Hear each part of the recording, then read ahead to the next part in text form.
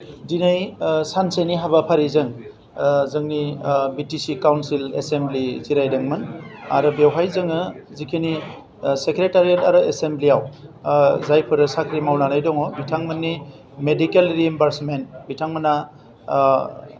बेराम जायोब्ला बिथांमोननि जि हेल्थ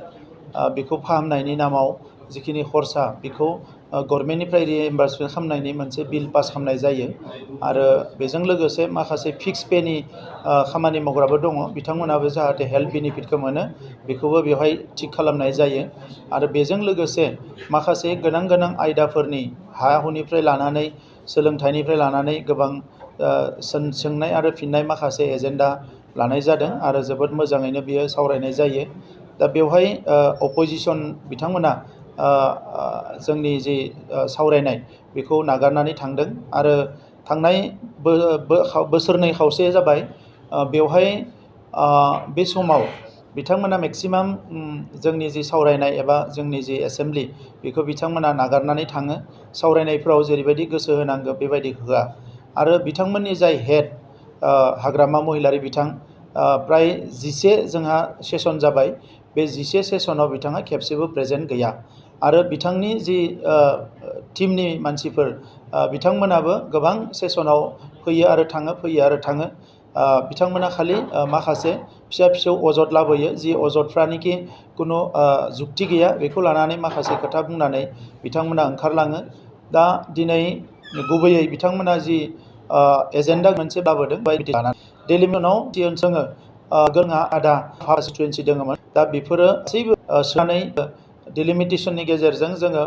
गासै 15 कन्स्टिटुवेन्सि फुल कन्स्टिटुवेन्सि जोङो मोननो हाबाय बियो जोंनि थाखाय जोबोद मोजां बाथ्रा एचिभमेन्ट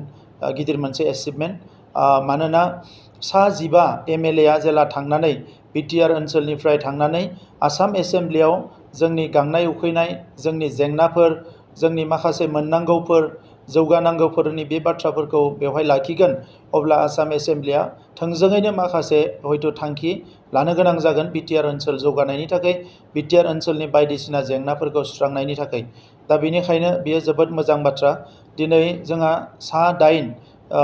इउपिपिएलनिफ्राय 7 आरो बिजेपिनिफ्राय सासे सा 8 जोंहा एमएलएफोर दङ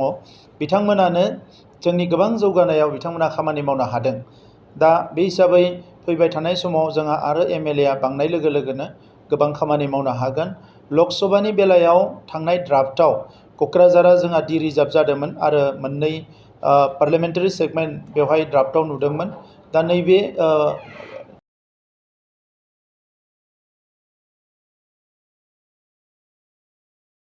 जे क'क्राझारा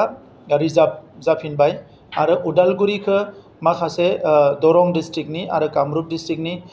माखासे एसेम्ब्लि सेगमेन्टजों दाजाबफानानै बानायनायखौ नुनो मोन्दों। जोङो बै समनिफ्रायनो दाबिबोदों जे उदालगुरि मोनसे लकसभा जाबावनांगौ जोङो बेखौ दाबिबोदों आरो दिनैबो बेखौ दाबि दैखांगोन जों अराय सम बेखौ बुंबाय थागोन मानोना बिटिसि ओनसोलाव मोननै लकसभा समष्टि जानायखौ जों बयबो हास्थायो आरो बिनि थाखायनो दिनै नुनो मोन्दों दुलाराय बर' फरायसा आफादनि दैदेननायाव अल पार्टी मिटिंबो लिंनाय जादों आरो बेवहाय माखासे थांखि लादों इलेक्सन कमिसननो मेम'रेन्डाम होनायनि थाखाय जोंनिफ्रायबो इउपिपिएल हान्जानिफ्रायबो जोङो दाबि दैखांदों इलेक्सन कमिसनखौ जोङो लोगो हमखांबाय। दा बेवहाय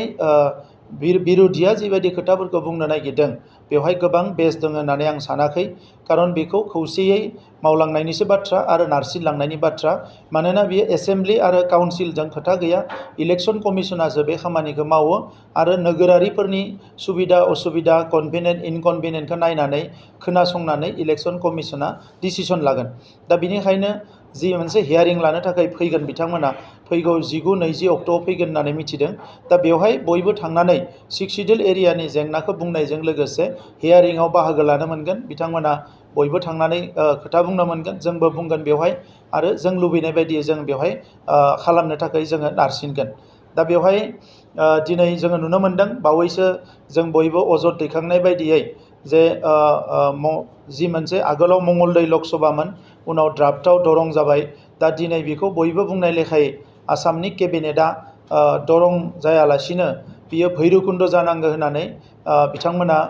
बेखौ प्रप'जेल पास खालामदों आरो इलेक्सन कमिसननो दैथायहरदों बेखौ जोङो मोजां मोनदों आरो बेजों लोगोसे गबर्धना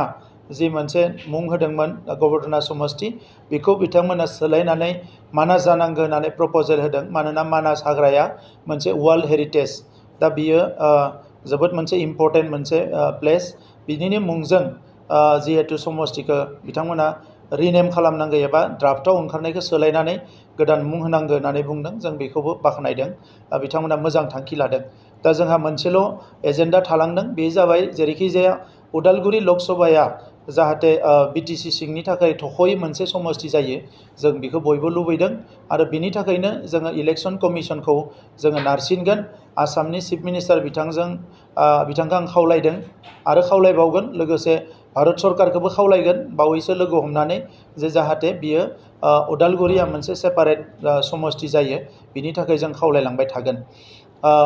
दुखुनांथावा बेनो जे गोबां सोमावसारनानै जोङो बिटिसि मोनबाय थांनाय 17 बोसोराव बिटिसिआव जेरैबायदि जौगानाय फैनांगौमोन बे जौगानायखौ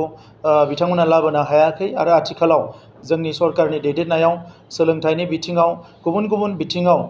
नुनो मोनाखै आरो अपोजिशननि नामाव अनलि अपोजिशन खालामनानै रायजो राजाफोरखौ बिथांमोना मिसलिड खालामनो नागिरदों नाथाय दिनै बड'लेण्डआव गोजोन फैबाय बड'लेण्डआव मोजां मोनसे थासारि फैबाय बड'लेण्डआव गासिबो हारि माहारि बयबो ज' जानानै खामानि मावनो हानायनि मोनसे थासारि फैबाय दा जोंनि हारिनि जौगानाय जोंनि हारिनि रैखाथि बेखौ लानानै जों आगोलावबो कमप्रमाइज खालामाखै दाबो खालामा इयुनावबो खालामनायनि खोथा गैया दा बेनिखायनो अपोजिशना जेफोर एलिगेसन लाबोदों बेखौ जोङो खुनु खोनासंनांगौ होननानै आं सानाखै आरो बिथांमोना साननायनि सिगाङावनो जों सानग्रोदों जों माखासे खोथाफोरखौ मावग्रोदों दा बेवहाय जोङो बेखौ अरायसम हारिनि स्वार्थआव मावलांबाय थागोन